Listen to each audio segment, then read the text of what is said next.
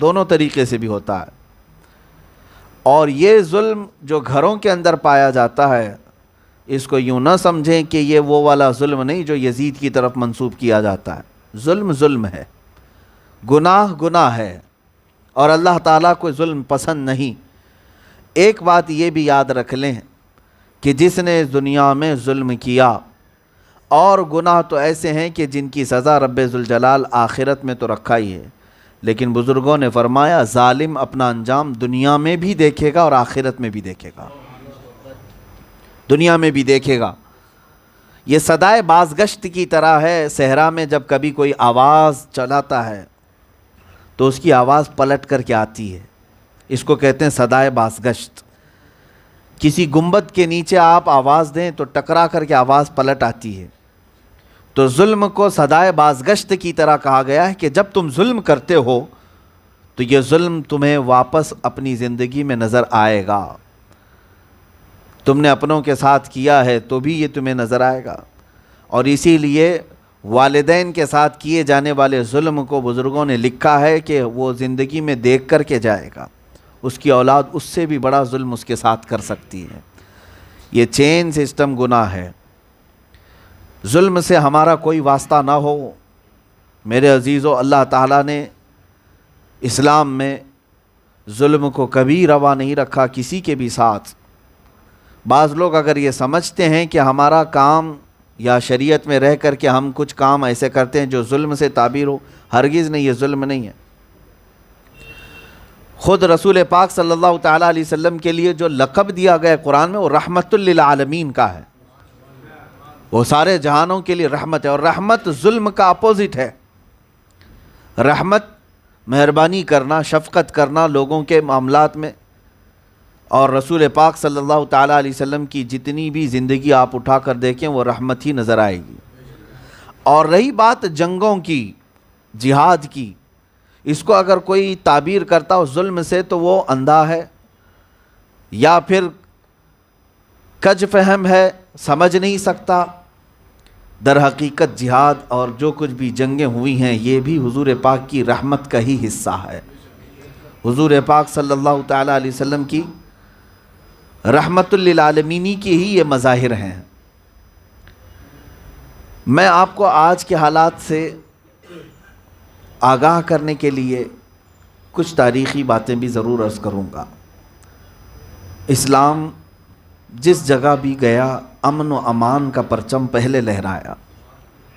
آپ تاریخ اٹھا کر کے دیکھ لیں، یہ صرف میری باتیں نہیں ہیں، ان مورخین میں بھی لکھا ہے جن کا اسلام سے کوئی تعلق ہی نہیں ہے۔ آج بھی انگریزوں کے بڑے بڑے تاریخ دان جنہوں نے کتابیں لکھی ہیں، انگلش میں ہیں، آپ اٹھا کر کے پڑھ سکتے ہیں ان کی تاریخ۔ جنہوں نے صلاح الدین ایوبی کی تاریخ لکھی ہے، انہوں نے بھی برجستہ یہ صاف صاف لکھا ہے کہ ہم نے ایسا جرنیل اور ایسا سپہ سالار نہیں دیکھا جو اس قدر قیدیوں کو معاف کرتا ہے، جو اس کے خلاف تلوار اٹھا کر کے آئے۔ دیکھیں، جو ہمارے خلاف تلوار اٹھائے، دنیا پوری جانتی ہے کہ جنگوں میں ہوگا یہ کہ جو تمہارے خلاف تلوار اٹھایا اس کے ساتھ تمہارا بھی مقابلہ ہوگا ہی۔ میاں اگر تم نہیں اٹھاؤ گے وہ مارے گا، اور اگر تم جیت گئے تو ٹھیک ہے۔ یہ تو جنگوں میں ہوتا ہی ہے۔ اگر کوئی یہ سوال کرتا ہے کہ قیدی بنا کر کے کیوں لایا گیا، تو صرف جرم یہی ہوتا ہے کہ تم نے ہمارے خلاف تلوار اٹھائی کیوں تھی، اور اگر تم سکسیس ہو جاتے تو ہماری گردن بھی مار سکتے تھے۔ بات تو یہی ہے نا۔ مثال کے طور پر چلتے پھرتے آدمی کو پولیس پکڑ کر کے نہیں لے جائے گی اندر، لیکن پولیس پر اگر کسی نے ہاتھ اٹھایا یا پھر کچھ اسلحہ دکھایا تو کیا اس کو چھوڑ دیا جائے گا؟ اس کو اٹھا کر کے قید کر دیا جائے گا۔ کیوں؟ یہ جرم سمجھا جاتا ہے کہ تم نے حکومت یا پھر جو لوگ اہلکار تھے ان کے خلاف تم نے ہتھیار اٹھائے، یہ بڑا جرم ہے۔ اسی طرح سے جنگوں اور جہادوں میں جو لوگ بھی مخالفین تلوار اٹھاتے اور تیر چلاتے ہیں تو پھر ظاہر سی بات ہے یا تو وہ مارے جاتے یا تو پھر قید کیے جاتے۔ یہ انصاف ہی تھا، انصاف ہی ہے۔ اب میں بات آپ کو حضور پاک صلی اللہ تعالیٰ علیہ وسلم کی زندگی پاک کی بتاؤں۔ پوری دنیا کا دستور یہ ہے کہ جنگوں میں جب دو جماعتوں کی جنگ ہو جائے تو سامنے سے آنے والے کو، مثال کے طور پر اگر ایک ملک کی جنگ دوسرے ملک والوں سے ہو رہی ہے تو جو ملک فاتح ہے، فتح پا گیا، شکست کھانے والی فوج کو وہ چھوڑ نہیں دیتے. پھر فوجیوں کے جو سزائیں ہیں وہ الگ انداز کی ہیں، ٹرائل چلتا ہے، معاف نہیں کیے جاتے. آج بھی دیکھ لیں آپ دنیا میں، میاں جنگ کرنے کی بات تو دور کیا، بارڈر کراس کر کے اگر پہنچ گیا تو نہیں چھوڑا جاتا، نہیں چھوڑا جائے گا. کیوں؟ تم آئے کیوں ادھر ہمارے ملک میں؟ یہ دنیا کا دستور ہے. لیکن نظام مصطفیٰ میں آپ کو بتاؤں رحمت للعالمین کے مظاہر کتنے ہیں. وہ لوگ جو مدینے پر حملہ کرنے آئے، حضور گئے نہیں تھے، خود آئے حملہ کرنے کے لیے، 1000 سے زیادہ کی تعداد لے کر، ہتھیار، تلوار، ساری چیزیں لے کر آئے. لیکن فتح رسول اللہ کو ہوئی. اس کے بعد 70 لوگ قیدی بن کر آئے، باقی سب بھاگ گئے. اب رسول پاک صلی اللہ تعالیٰ علیہ وسلم کو یہ اختیار تو ہے کہ وہ جو سزا دینا چاہیں دیں، کیونکہ یہ جنگی مجرم ہیں اور پوری دنیا جانتی ہے جو جنگی مجرم ہیں تلوار اٹھا کر کے ہمارے قتل کے لیے آئے تھے، انہیں نہیں چھوڑا جائے گا. انہیں یا تو عمر قید کی سزا دی جاتی یا قتل کی سزا دی جاتی ہے کہ یہ آئے تھے ہمارے خلاف لڑنے کے لیے.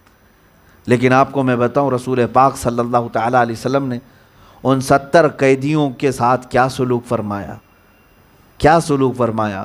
صحابہ اکرام سے مشورہ کرنے کے بعد، صحابہ اکرام نے میں بعض صحابہ نے مشورہ بھی دیا تھا کہ ان کو ختم کر دیا جائے، ان کو چھوڑا جائے گا پھر دوبارہ آئیں گے. لیکن اللہ کے حبیب صلی اللہ تعالیٰ علیہ وسلم نے فدیہ لے کر کے ان کو آزاد کیا. جو فدیہ دے سکتا تھا وہ دے کر کے آزاد ہوا. بلکہ بعض لوگوں کے لیے حضور پاک نے یہ بھی رکھا کہ اگر تمہارے پاس فدیہ دینے کی طاقت نہیں ہے، کوئی ہنر جانتے ہو، کوئی فن جانتے ہو، تو میرے 10 صحابہ کو وہ ہنر سکھا دو اور آزاد ہو جاؤ. کسی بھی دنیا کی جنگ میں قیدیوں کے ساتھ یہ سلوک آپ نہیں دکھا سکتے، نہیں دکھا سکتے. ظلم سے اگر ہمارا کوئی ایک پیسے کا بھی تعلق ہوتا تو ان سارے لوگوں کو جلا کر کے مار دیا جاتا، کاٹ دیا جاتا، جو مسلسل صحابہ کو تکلیفیں دے رہے تھے. لیکن دیکھیں آزاد کیے گئے وہ لوگ تو کیا جنگیں بند کر دی انہوں نے. پھر آئے 1 سال کے بعد احد کے میدان میں، وہاں پر بھی 70 صحابہ کو شہید کر کے گئے. کیا بند کر دیا انہوں نے جنگیں؟ پھر آئے جنگ خندق کے موقع پر 10,000 سے زیادہ کا لشکر لے کر کے آئے. کیا بند کر دیا وہاں پر؟ مسلسل 10 سالوں تک وہ لوگ کوشش میں لگے ہی رہے اور رسول پاک صلی اللہ تعالیٰ علیہ وسلم نے انہیں معاف ہی کیا ہے. میں نے اس سے قبل کسی تاریخ میں شاید کسی بیان میں یہ عرض کیا تھا کہ حضور پاک صلی اللہ تعالیٰ علیہ وسلم کے جو کل غزوات ہیں جس میں حضور پاک شریک ہوئے وہ 17 ہیں، اور بعض نے 27 کا عدد بتایا. غزوہ اور سریہ، غزوہ اس کو کہتے ہیں جس میں خود رسول پاک تشریف لے گئے، اور سریہ اس کو کہتے ہیں جو حضور نے کسی کو بھیجا، خود نہیں گئے، صحابہ گئے. کل ملا کر کے ان غزوات میں جو غزوات اور سریہ دونوں کی تعداد 80 کے قریب پہنچتی ہے. اور مفسرین اور تاریخ دانوں نے اس کا پورا ماحصل نکالا ہے کہ کل کتنے ان جنگوں میں قتل ہوئے تھے. تو ٹوٹل ملا کر کے 251 یا 253 لوگ قتل ہوئے ہیں پوری جنگوں میں. پوری جنگوں میں یہ 10 سال کے عرصے کے اندر رسول پاک صلی اللہ تعالیٰ علیہ وسلم سے مقابلے کے لیے آتے رہے، اور ان میں جو پورے لوگوں کی تعداد ہے اتنے قتل ہوئے ہیں. اب مجھے بتائیے یہاں اگر میں آپ کو ورلڈ وار فرسٹ اور ورلڈ وار سیکنڈ کی اگر صرف چھوٹی سی ہسٹری بتا دوں، اتنے لوگ مارے گئے ہیں. یہ جو فرسٹ ورلڈ وار ہوئی تھی اس میں ملین کی تعداد میں لوگ مارے گئے ہیں، 1-2 ملین نہیں. دوسری جنگ عظیم میں تقریباً 5 کروڑ کے تعداد، کروڑوں کی تعداد بتا رہا ہوں. دوسری جنگ عظیم جو 1940 کے آس پاس ہوئی تھی اس وقت تک 5 کروڑ تک لوگ مارے گئے. اور پھر کتنے زخمی ہوئے، کتنے بے گھر ہوئے، کتنے شہر تباہ ہوئے، یہ ابھی تو ملایا ہی نہیں ان چیزوں کو. دنیا اپنے دامن میں ہزاروں دھبے رکھی ہوئی ہے اور ظلم کی بات حضور کی طرف یا اسلام کی طرف اٹھاتے ہیں. حقیقت میں بات یہ ہے میرے عزیزوں، میں آج اتنا کہنا چاہتا ہوں کہ یہ چور اپنا منہ چھپا کر کے دنیا کو چوری کا الزام لگانے والے، آج یہی کیفیت کے ساتھ پوری دنیا میں پروپیگنڈا پھیلایا جا رہا ہے. سارے مظالم ان کے ہاں خود موجود ہیں جو اسلام کے خلاف بھونکتے ہیں. اسلام کے اور مسلمانوں کے نام کے ساتھ جو لفظ جوڑا جاتا ہے ظلم کا یا آتنک کا یا دہشت کا، اگر صحیح معنوں میں سرچ کر کے یا تحقیق کر کے بتاؤں تو سارا ظلم اور ساری دہشت اور ساری آتنک انہی لوگوں کے پاس موجود ہے. انہی لوگوں کے پاس موجود ہے. زہر پھیلانا انہوں نے اپنے سر پر لے رکھا ہے، نفرت پھیلانا ان کے ہاں موجود ہے. یہ ہم اتنے دن تک بولتے نہیں تھے، آج بولنے کی وجہ کیا ہے کہ یہ تو سروں پر چڑھتے ہوئے، دندناتے ہوئے، ناچتے ہوئے ہمارے گھروں تک آنے لگ گئے. یہ خطائیں ہیں ہمارے ان دانشوروں کی جو یہ کہتے رہے کہ نہیں ہم کسی چیز کا جواب نہیں دیں گے. میرے عزیزو، ظلم کے جس طرح سے ظلم کرنے کو اسلام منع کرتا ہے، اسی طرح ظلم سہنے کو بھی منع کرتا ہے.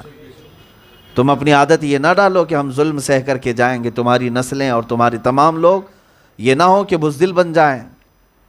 بلا وجہ کا اگر ظلم کیا جاتا ہے تو تمہیں انسانی حقوق تو حاصل ہے، فنڈامنٹل رائٹس جس کو کہا جائے، بنیادی حقوق، یہ تو پوری دنیا مانتی ہے. عزیزان گرامی وقار، میں آپ کو ہیپوکریسی کس کو کہتے ہیں، ڈبل پالیسی کس کو کہتے ہیں، یہ تھوڑی سی چیزیں آپ کے سامنے رکھ دوں. دامن میں ہزار دھبے ہیں اور دوسرے کا ایک نقطہ بھی اس کو بہت بڑا لگنے لگتا ہے. یاد دنیا، اسی کو ہیپوکریسی کہتے ہیں، یعنی منافقت. ایک جگہ یہ پورے آنکھ بند کر کے بیٹھے رہے اور دوسری جگہ واویلا مچاتے رہ جائیں. ظلم کے خلاف اگر آواز اٹھانی ہے تو پھر سارے لوگوں کو ایک نظر سے دیکھو. جس ملک میں ہم رہ رہے ہیں آج، یہاں پر ظلم کی داستانیں لکھنے والے آتنکی پورے دہشت پھیلاتے ہوئے شہروں میں نہیں، گلیوں میں نہیں، ہر علاقے میں دندناتے ہوئے ناچ رہے ہیں. اور ان کے خلاف میڈیا کے، یہ دجالی میڈیا کے ایک اینکر کو بھی بولنے کی توفیق نہیں ہے. کوئی نیوز نہیں اٹھائے گا، کوئی نہیں کہے گا کہ یہ آتنکواد یا دہشت گرد ہیں جو مسجدوں کو پھونک دے رہے ہیں، جلا دے رہے ہیں، مسلمانوں کو نہتہ پا کر کے انہیں قتل کر رہے ہیں، مار رہے ہیں. ان کو کوئی آتنکواد نہیں کہے گا، ان کو دہشت گردی نہیں کہیں گے. یہی ہیپوکریسی ہے، یہی ڈبل پالیسی ہے. تمہیں سارا ظلم اور ساری آتنک مسلمانوں سے جوڑنے کی لگی ہے. آپ قریب قریب کے واقعات دیکھیں. میں ایک دو مثالیں آپ کے سامنے اگر رکھوں دنیا کے، اور یہ میڈیا کے چہرے کو اچھی طرح سے پہچانو. اے مسلمانوں، آنکھ بند کر کے یقین کرنا چھوڑ دو جو حالات ہمارے ساتھ ہو رہے ہیں. میں بس حقوق کی بات کرتا ہوں تو اب یہ ان لوگوں کو کڑک لگتی ہے، سخت لگنے لگ گئی ہے. دو ابھی جو قریب کے گزرے ہوئے واقعات آپ دیکھ رہے ہوں گے. پنجاب کی سرزمین پر بھی ایک حملہ ہوا، ایک شخص کو مارا گیا. وہ کن لوگوں نے مارا تھا؟ اس کی ہی برادری کے لوگ، سکھوں نے مارا اور سکھ کو مارا. وجہ کیا تھی؟ گرنتھ کو یا مقدس کتاب کو وہ جلانے کی کوشش کر رہا تھا یا ڈسٹ بین میں ڈالنے کی کوشش کر رہا تھا. جو کر رہا تھا غلط کر رہا تھا. کسی بھی مذہبی کتاب کے ساتھ یہ کرنے کی اجازت کوئی بھی نہیں دیتا، کوئی بھی ملک. اگر وہ کر رہا تھا تو بھاونائیں ہیں، لوگوں کے جذبات تھے، اور وہ نکل آئے باہر اور اس کو پکڑا اور اس کو ختم بھی کر دیا اور بری طرح سے مارا. یہ بھی نیوز ہے، ہم نے یہ بھی دیکھا. اس کو ختم کیا گیا، مارا گیا. لیکن ہتیا تو ہتیا ہے، یہ قتل ہوا ہے، قتل ہی ہے. اسی طرح کا دوسرا معاملہ بنگلہ دیش کی سرزمین پر بھی ہوا. قرآن کے ساتھ وہاں پر بے حرمتی ہونے کے معاملات آئے، وہاں پر بھی کچھ لوگ باہر نکلے اور فسادات ہو گئے. ہم اس کو بھی ڈینائی کرتے ہیں یا پھر اس کی مذمت کرتے ہیں کہ جن لوگوں کا قتل ہوا اگر وہ بے قصور تھے تو ظاہر سی بات ہے یہ ہتیا تو ہتیا ہے، قتل تو قتل ہے. لیکن ڈبل پالیسی جس کو کہتے ہیں ہم، ہیپوکریسی، وہ ایک جگہ تمہیں نظر آئے گی. وہاں پر مسلمان باہر آیا تھا اپنے جذبات لے کر، اس لیے وہ آتنکواد تھا، وہ دہشت گرد تھے. اور ادھر پنجاب میں جن لوگوں نے مارا وہ جذبات تھے ان کے، وہ آتنکوادی نہیں ہیں. وہ ان کی بھاونائیں تھی، اس کو ٹھیس پہنچی تھی اس لیے مارا انہوں نے. کون سی دنیا میں یہ بیوقوف بناتے ہیں لوگوں کو. میرے عزیزو، اس طرح کے بے شمار واقعات ہم دیکھتے ہیں. یہ جگہ جگہ پکڑ کر کے جو موب لنچنگ کرتے ہیں، کبھی آپ نے سنا کہ یہ دہشت گرد ہیں؟ میڈیا کو کہتے ہوئے سنا کہ ایک مسلمان کو پکڑ کر کے سارے لوگ پیٹ رہے ہیں، مار رہے ہیں، کئی لوگوں کا تو قتل کر دیا، کبھی گوشت کے نام پہ، کبھی کسی اور بات کے نام پہ مار دیا، ختم کر دیا. اس کو دہشت گرد نہیں کہا جائے گا، اس کو آتنکواد نہیں کہیں گے. وہی اگر مسلمان کے ساتھ کوئی بھی معاملہ ہو، ارے وہ ایک مندر میں بھی کوئی بچہ چلا جائے تو اس کو آتنکوادی گھوشت کر دیا جائے، اس کو دہشت گرد گھوشت کر دیا جائے. یہ زہر کا ماحول کہاں سے چل رہا ہے؟ لوگ ہمیں امن کی بات کرنے کی بات کرتے ہیں کہ آپ امن پھیلاؤ، تالی ایک ہاتھ سے نہیں بجتی. اور دوسری بات یہ ہے کہ ہم زندگی بھر امن کی بات کرتے رہیں اور تم فساد مچاتے رہ جاؤ، تم بے قصور لوگوں کو قتل کرتے جاؤ.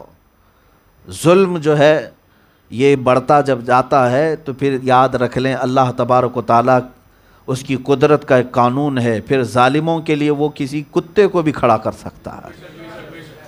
یہ ضروری نہیں ہے کہ کوئی حاکم آئے گا تبھی فیصلہ ہوگا. اللہ تبارک و تعالیٰ چاہے تو ظالموں کو مچھروں سے بھی ہلاک کرتا ہے، پانی سے بھی ہلاک کرتا ہے، ہوا سے بھی ہلاک کرتا ہے. ان ظالموں کو میں خبردار کرتا ہوں کہ جن لوگوں نے آتنک پھیلایا ہے اور یہ سمجھ رہے ہیں ہم جس ملک میں اور جس علاقے میں جو چاہیں کر لیں گے، انتظار کرو رب تبارک و تعالیٰ کے عذاب کا. ان قریب وہ رب ذوالجلال کا عذاب تمہیں گھیرے گا. ہم نے ان لوگوں کو مرتے ہوئے دیکھا ہے جنہوں نے اپنی جوانی کی زندگی میں کچھ جگہ پر شر پھیلانے کے لیے مزارات کو جلایا تھا، مسجدوں کو جلایا تھا. ایک شخص کو میں نے ایسا ہی دیکھا جو خود جل کر کے مرا اپنی آخری عمر میں، شوق لگ کر کے. یہ ہمارے پاس موجود ہے. تم ظلم کر کے یہ سمجھتے ہو کہ ہم نے جو کچھ کیا وہ صحیح کیا ہے.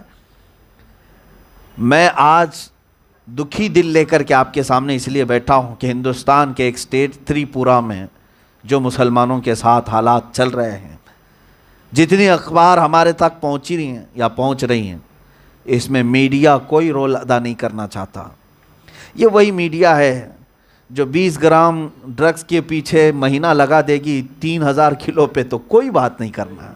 یہی ہیپوکریسی ہے نا. ان لوگوں کی بات پر کون توجہ کرے؟ آج ان کے منہ میں جو جتنا گھی رکھے گا اتنا یہ بولتے رہیں گے. ہاں قرآن پاک میں بھی ذکر موجود ہے کچھ ایسے لوگوں کا کہ فَمَثَلُهُ كَمَثَلِ الْكَلْبِ، کچھ لوگوں کے متعلق اللہ تعالیٰ نے فرمایا ہے. میں اب اس آیت کی تفسیر پر نہیں جا رہا ہوں جو اس کے مصداق ہیں، میں صرف آپ کے ذہن کی تقریب کے لیے کہہ رہا ہوں کہ کتوں کی طرح ہیں کچھ.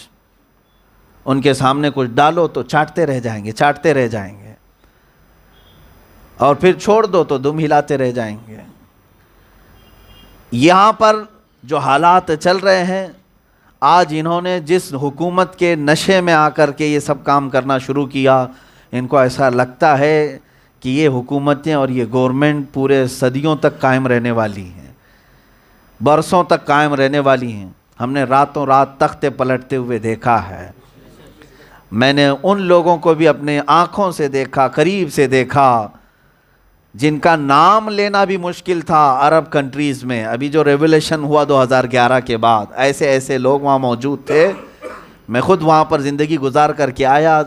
پریزیڈنٹ کا، پرائم منسٹر کا نام لینا بھی بڑا مشکل تھا، کوئی نام نہیں لے سکتا تھا. لیکن جب حالات تبدیل ہوئے راتوں رات ایسے کہ پھر ان کو چھپنے کی جگہ نہیں ملی، گٹر میں سو گئے، وہاں سے لوگ نکال کر کے مار دیے. ذلت آئے گی، تمہارا مقدر ہے. ظلم کے ذریعے سے اپنے تخت کو زیادہ دیر تک لمبا نہیں رکھ سکتے اور تم انہی ظلم کے جال میں پھنس جاؤ گے. آج میں ان تمام لوگوں کا تو رد کرتا ہوں، مذمت کرتا ہوں، اور جہاں پر یہ ظلم ہو رہا ہے مجھے ایسا لگتا ہے کہ ساری چیزیں یہاں ملی جلی ہوئی ہیں. ایک کمیونٹی کو آزاد چھوڑ کر کے انہیں آتنک مچانے دے دیا جائے اور دوسرے نہتے لوگوں کو قتل ہونے کے لیے چھوڑ دیا جائے. اور اگر یہ سب حکومت کی مرضی اور منشا سے ہو رہا ہے تو وہ بھی اس بات کو سن لیں کہ یہ ظلم زیادہ دیر تک چلے گا نہیں، زیادہ دیر تک تم سکون کی نیند نہیں سو سکو گے. اللہ تعالیٰ قرآن پاک میں فرماتے ہیں وَمَا اللَّهُ بِغَافِلٍ عَمَّا يَعْمَلُ الظَّالِمُونَ، اللہ تعالیٰ ظالموں کے کاموں سے بے خبر نہیں ہے۔ کربلا کو یاد کر لینا، اس وقت تخت و تاج والے یہی سمجھے تھے کہ حسین اعظم کی آواز کو ہمیشہ کے لیے دبا دیں گے، مار دیں گے، اور آئے بھی کربلا میں بڑی بڑی ساز و سامان ہتھیار لے کر کے، اور 82 بھوکے اور پیاسے لوگوں کے اوپر 22,000 کا لشکر لے آیا تم ظالموں نے، اور پھر ان کے بچوں کو کاٹ دیا، گھوڑے دوڑا دیے، اور پھر یہ سمجھا کہ اب سب سکون سے سوئیں گے۔ ان 22,000 میں سے ایک آدمی بھی سکون کی نیند نہیں سو سکا۔ 3 سال کے اندر ان سب کی ایسی ایسی موت آئی کہ کتابیں اٹھا کر کے پڑھو، یزید کو ایسی بیماری لگی تھی کہ کوئی قریب نہیں جا سکتا تھا، سڑ گیا تھا، اور کس حال میں موت ہوئی، رات بھر رقاصہ وہ شراب کی حالت میں سو رہا تھا، ڈانس کرنے والی ڈانس کرتی رہی، اسی حالت میں مر گیا، آج تک قبر بھی نہیں ملی۔ کس کو پتہ ہے؟ تخت و تاج والے آج گٹر اور نالیوں کے نظر ہو گئے۔ وہ عبید اللہ بن زیاد کہاں گیا جو گورنر بن کر کے آیا تھا؟ ہانی بن عروہ مسلم بن عقیل کو گورنر ہاؤس پر پھانسی دے کر کے لٹکایا تھا، کہاں چلا گیا؟ لیکن آج بھی جاؤ کربلا کی میدان میں مسلم بن عقیل کا سنہری مزار بھی نظر آئے گا، ہانی بن عروہ کا بھی مزار چمکتا ہوا نظر آئے گا۔ عبید اللہ بن زیاد کے جسم کو تو کتے کھا چکے تھے، اس کے مرنے کے بعد مختار ثقفی نے اس کے جسم کو کتوں کے حوالے کر دیا تھا۔ وہ شمر ذی الجوشن کہاں گیا جس نے حسین اعظم کی گردن کو الگ کیا تھا؟ تاریخ سب گواہ ہے، اور تاریخ پلٹتی رہے گی، آتی رہے گی۔ تلک الایام نداولھا بین الناس، رب تعالیٰ فرماتا ہے یہ دن ہم بار بار پلٹاتے رہیں گے۔ ایک جگہ کربلا ہوتا رہے گا اور دوسری طرف یزید ناچتے رہیں گے، اور جب جب یزید ناچے گا حسین کو اللہ پیدا کرے گا۔ اور ایک بات یہ بھی یاد رکھ لیں، اسلام زندہ ہوتا ہے ہر کربلا کے بعد، یہ خون مسلم رائے گا نہیں جائے گا۔ جہاں بھی نہتے اور بے قصور مسلمانوں کا خون بہایا جا رہا ہے، ہر قطرے کی قسم اسلام رنگ لائے گا، انشاءاللہ العزیز اسلام رنگ لائے گا۔ جس چیز سے تم خوف کھا کر بھاگ رہے ہو وہ تمہارے گھروں میں نظر آئے گا۔ جس قرآن عظیم کی توہین کرنے کی تم بات کر رہے ہو اور جہاں جلانے کی بات کر رہے ہو، ایک دن آئے گا تمہارے بچے بھی الحمدللہ پڑھ رہے ہوں گے، قرآن عظیم تمہاری زبانوں پر بھی گونجے گا۔ اس لیے کہ اقبال نے کیا ہی خوب کہا تھا، حرم کو مل گئے پاسباں صنم خانے سے، حرم کو مل گئے پاسباں صنم خانے سے۔ یہ رب تعالیٰ کا دستور بھی ہے، قدرت کا قانون بھی ہے۔ جب وہ اپنے حرم کعبہ کی حفاظت بھی کرانا چاہے تو بت پرستوں سے بھی حفاظت کراتا ہے، ان کے دلوں میں بھی ایمان پیوست فرماتا ہے۔ آج ان حالات سے اب جو ہماری ذمہ داریاں ہیں مسلمانوں کی، ظلم کے خلاف آواز اٹھانا ہر ایک مسلمان بچے کا حق ہے، بلکہ ہندوستان میں ہونے کے اعتبار سے، آزاد ملک میں ہونے کے اعتبار سے ہمیں آزادی نے اتنا پاور اور اتنا اختیار ضرور دیا ہے کہ ظلم کو دیکھنے کے بعد آواز بلند کرے۔ کسی نے پابندی تو نہیں لگائی، فریڈم آف ایکسپریشن میں لوگ گالیاں دے رہے ہیں اور ہم قتل و غارت کے خلاف بات نہیں کریں گے؟ ہاں، یہ اور بات ہے کہ ہیپوکریسی اور یہ ڈبل پالیسی ان کی 1000 چلنے دو۔ جس کو شاعر نے کہا تھا، وہ قتل بھی کرتے ہیں تو چرچا نہیں ہوتا، ہم آہ بھی کرتے ہیں تو بدنام ہوتے ہیں۔ ہاں، لیکن یہ بات ہے کہ ہماری آہ بھی بہت بڑی ہوتی ہے۔ ظاہر سی بات ہے ہماری آہ ان کو تکلیف دے کیوں ہے؟ انہیں پتہ ہے کہ ان کی آہ بھی بڑی ڈینجر ہوتی ہے، کہ آسمانوں کو ہلا دیتی ہے اور زمینوں کو بھی ہلا دیتی ہے۔